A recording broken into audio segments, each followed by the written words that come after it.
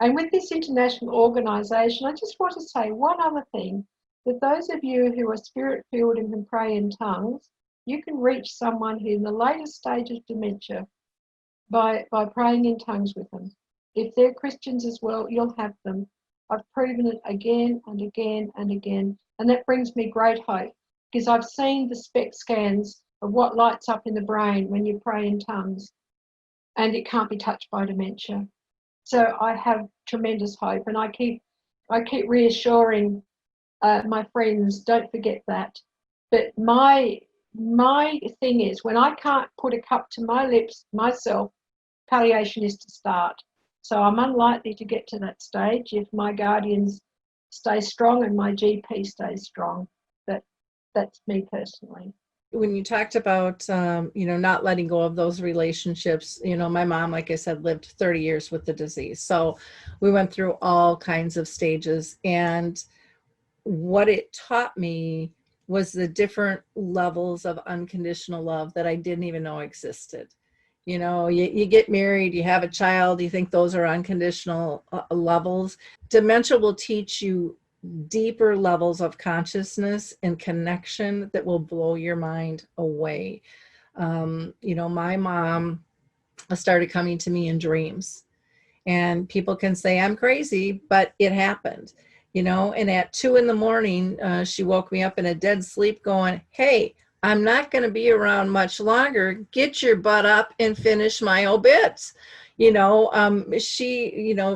She talked very plainly after she passed. When I, finally was going to go to sleep, my mom, I could hear, it was like a band playing in my bedroom, and they were playing the Happy song by Pharrell, and it had passed its peak. But for 2 nights in a row, it was all night long. That song kept looping over and over and over. And what kept being pronounced to me was, "What makes you happy, Lori? What makes you happy?" And the third night, I went to sleep so exhausted, and I just remember looking up at the ceiling and going, "Mom, I love that you're around. I love that you're connected to me, but my God, I gotta get some sleep." I said, "I'm exhausted."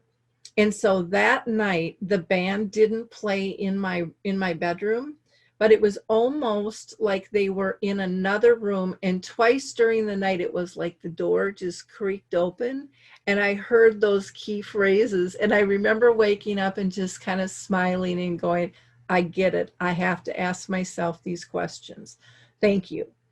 And, we are still connected. I still talk to my mom all the time. I feel extremely close to her. I know she's guided me through all of this. Even in her dying process, I was called to speak to a couple groups out of state. My family thought I was having a nervous breakdown, and I'm like, this is what she wants me to do. This is what she's told me to do. She wants me to continue this work. And so she had everything orchestrated for me to feel comfortable. And I remember being in Arizona, and I thought we'd talk on the phone, even though she, was in hospice. She was pretty much non-responsive, or you would think she was. And my daughter said, "Well, how about we do FaceTime?" And so here I am, connecting. I can see my mom laying pretty much comatose in the bed. And I remember going to my first keynote, and I said, "Mom, we're in this together. I expect you there with me." And as I walked up the steps on stage, I tripped. I didn't fall. And when I looked up, it was all white, bright lights. And at that moment, I didn't know if she passed or she arrived. And I went on and I did my talk. I got off the stage, and I called my family, who was all in the room with my mom, and I said, "How's she doing?" And they said, my daughter said, "Mom, it was the strangest thing." She said, "You told Grandma to come join you, And as soon as you hung up the phone, her body heated up. She got beet red. We could not cool her down till about 10 minutes. I'm going to cry. And I said, that's about the time I got off the stage. And then she calmed back Yeah. down again. Well, I have similar connections. When my mum dropped with a heart attack at 70, and I was just a bit more than 6 minutes away. So I know the bend in the road where her spirit left the body and reassured me. When my dad died, he waited until I could come across from Ballina right across through to Adelaide, and he passed the next morning. But I was really, really close to my Auntie Regina. She was, 98 at the time, and she had this stroke that affected her throat. And they resuscitated her because they thought she was in her 70s because she was always so nicely dressed and whatever. And I got this phone call, and I'm on the bus from Mingan, which is in the middle of New South Wales, to Newcastle. And I'm thinking, oh, well, I might be able to get to a funeral. And because I had to travel with my daughter because she had 5 under 5 and the twins were still little babies, to come up and visit us. So we got them up there safely on the Friday night. And I hadn't heard that Auntie had died. And I'm thinking, I'll definitely get to a funeral now. And then the thought at 11:30 at night, what if she's waiting for you? And so the earliest I could get there was middle of the afternoon, and my sister in Adelaide. So I flew from Gold Coast to Adelaide. My sister and I went with her, and she'd been unconscious, for that 11 days with this thing in the throat. And but she responded when we were there. We had her with us for 20 minutes, and people said later, "Oh, you two are so loud you could raise the dead." But from then on, I was basically her doula. And so my sister organised that I had a car to drive home that night when she was settled about 11ish. And I was back there first thing the next morning. And she was doing the death rattles. And I said to her, Auntie, you've got to stop making that noise. You're going to scare your daughter Kate silly with that too much noise. And her daughter Kate had to go and take the grandson to a physio appointment. And in that stage, and we were just knowing it was time, and both Kate and I said to the staff, if you need to increase the morphine drive, but we're quite okay with that. And they said, no, we just allow the process to happen. She's not distressed. So Kate was saying that Mum wants me to read the obituary, but I don't think I can. So I'm sitting next to the bed next to her head, and Kate's sitting next to me, and she gets the obituary out and I read it out aloud. And I said, oh, that's wonderful. And this body that's been totally still does this great roll, move in the bed. Well, at least you got that right. And then Kate said, well, I really don't have a suitable photo for the front of the thing, because Auntie had organised everything, but, well, we needed a current photo because that was a couple of years ago.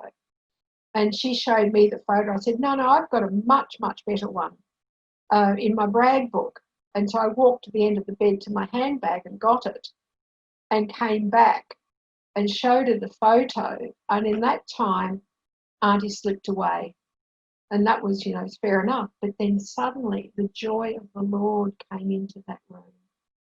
Just absolutely filled the room. And we were acting like we'd been drinking her medicinal brandy, and then you're having to do the mandatory phone calls and wear high as kites. And it went on for 20 or more minutes. So when the staff were coming in to do what was required and just do their final goodbyes, fortunately she was brought back from the hospital to her own bed where she'd been for a period of time. And so they were coming in to say goodbye to Mrs. Schultz because she was just such a delightful lady. And, that the joy of the Lord. I've been in other situations where it's been extremely peaceful. But when I considered that she had over 100 first cousins, she had these miscarried babies that she hadn't met. She had her little boy that died unexpectedly at 5. She had her most adored Albert waiting for her. Of course, there was too many. And of course, they burst through to welcome her, including my mum. And so it's just taken any fear of what's coming ahead. Part of me is thinking, I really want the process of dying so I know what it feels like. That's the scientist in me. Other part of me is thinking, no, I want to be lifted up in the air when Jesus comes and see what that's like. So anyway, that's not my role or my problem. But I just wanted to it's not very often that I get to share that experience of the reality that is just the other side of the curtain. Yeah, it's very important to understand those connections, because even with, my mom, there would be times where she was talking to people who have passed. Now, we could have said, give her some medication, she's hallucinating, she's delusional, and it's like she's peaceful, she's happy. And I hear that from people all the time, where it's like they have the ability, the filters are gone, the paranoia is released of what are people going to think or say, and they cross over. I firmly believe we have those abilities, and I know there'll be some people listening that will think that is just total taboo. And again, that is your right. But to me, it's all about the comfort. Whatever brings a person comfort is important. When my dad passed, I was touching his chest, telling him it was okay to go. And I literally felt his energy leave his body and go up my arm. I mean, it was just undescribable. And I remember telling my brother to touch him. And he couldn't feel anything. But my dad and I just had that powerful connection. And it's like, what a gift that was to feel him leave through me. Out of that, now, quite often, if it's someone I know really well, because we do hospice care really well in our local town, and there's 2 wards, part of the associated. Well, it would get back to normal when COVID's finished, but what we'd make sure was we'd bring the comfort food for the family, because people would forget to eat and drink and do.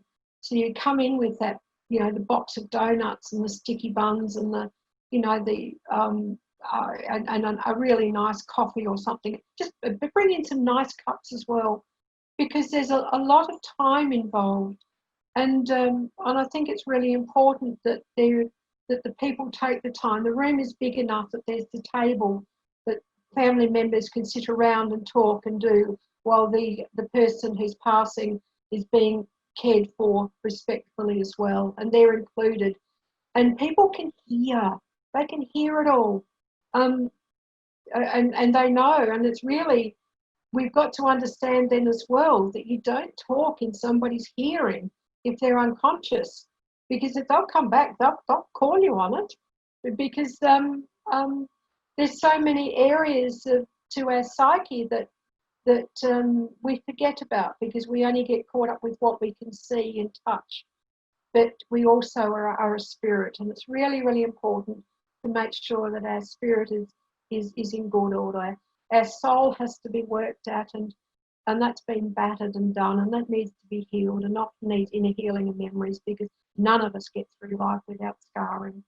And you think of the amount of abuse, the sexual abuse, the verbal abuse that comes through. Fortunately, our society is improving, that gets called on it now and gets called for what it is. That's bullying, it's abuse. I don't know whether it's so much in America or not, but in Australia now that, there's everywhere you go into public buildings, there's phone numbers for domestic violence to ring and do. You don't have to. And there's refuges quite readily available for people to escape to. It's not all women abused. Women can be abusers too, but it's the majority of them, and it's the poor kids. Oh, my heart breaks for the kids that get. Oh, we've covered a lot of topics. That we have. This topic is really an important one, and one that people don't have. It's kind of taboo. People feeling comfortable with someone passing and what to expect. And to me, it's one of the biggest gifts in the world to be able to be there for somebody. And I've had the honor of being able to do that with many family members, and just such intimate, important moments that again are just you can't even put them into words. They're just at a whole different level, and can bring you, I think, such great peace in terms of being there and helping somebody pass, because there's lessons to learn. And that was another thing my mom, taught me at the end. She came to me also in a dream saying, Lori, you can't be here when I die. And I was very offended, because I'm the gal. That's who I am. I'm there when everybody dies. That's part of my job, here. That's how I saw it. But she went on in this dream and said, no. She said, the rest of the family needs to learn to deal with death. And there's a lot to teach them. And they won't learn it if you're there, because you'll do it.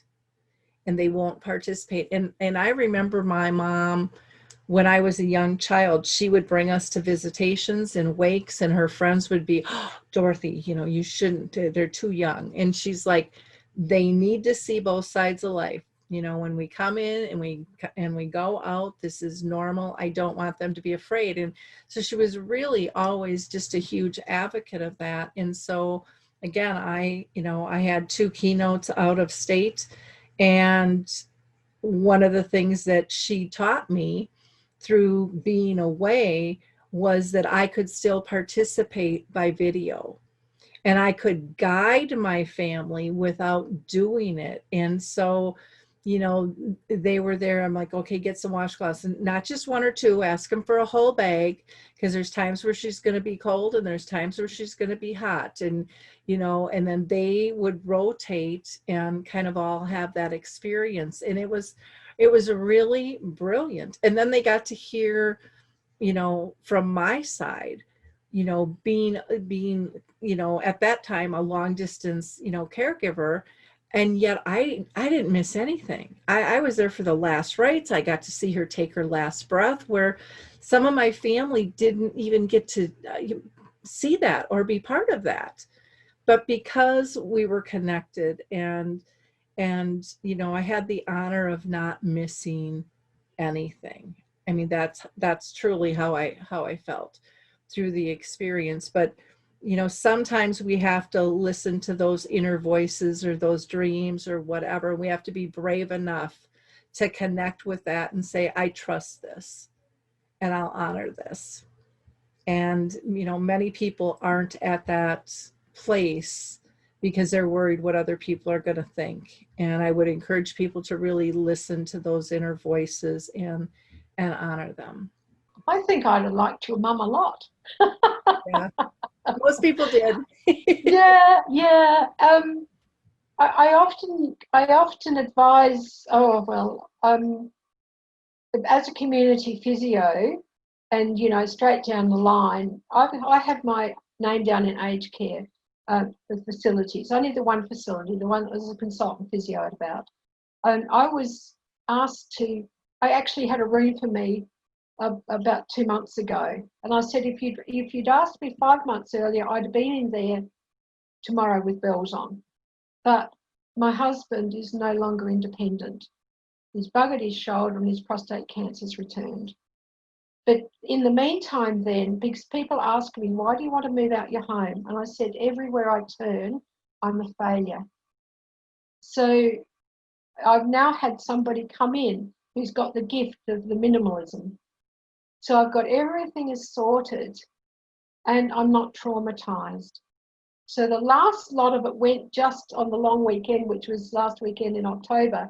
And it was all of my favorite clothes and stuff that I'd had for the generations. But I have a granddaughter who absolutely loves the 80s. So she's delighted with all of those, and FaceTimed it. So I got the joy of it as well. So I'm one of those that I'd often do home visits specifically to see how is the other person going. It's fair enough for the person with the issue. They're often old vets. How is the wife going? How is the caregiver going? Are they burnt out? And many times, again and again, 18 months after there was a crisis, the woman would get breast cancer. It was uncanny. You'd be getting to almost mark it on the calendar and ask them to go and get checked. because it happened too many times. So I was always advising, go into care so that they can come and visit you and they don't get to the point of hating you and so burnt out. Because if they die, you're going to have to go into care anyway. Why not go in there while you can put roots down? But in terms of people dying at home as well, unless the family's experienced with it, like your family has been, I'd be saying again, don't do it at home, because the nuts and bolts of it, if you don't know what's going to be happening, is too traumatic. And if that's in your home, how can you go back to it if you're traumatized? So go into hospice care, set up yourself there 24/7 as you're able to, and have the experts do the nuts and bolts stuff, and you can do the nice stuff. So again, that's the hard-nosed farming physio with the life's experiences, just saying what I've found works and what doesn't work.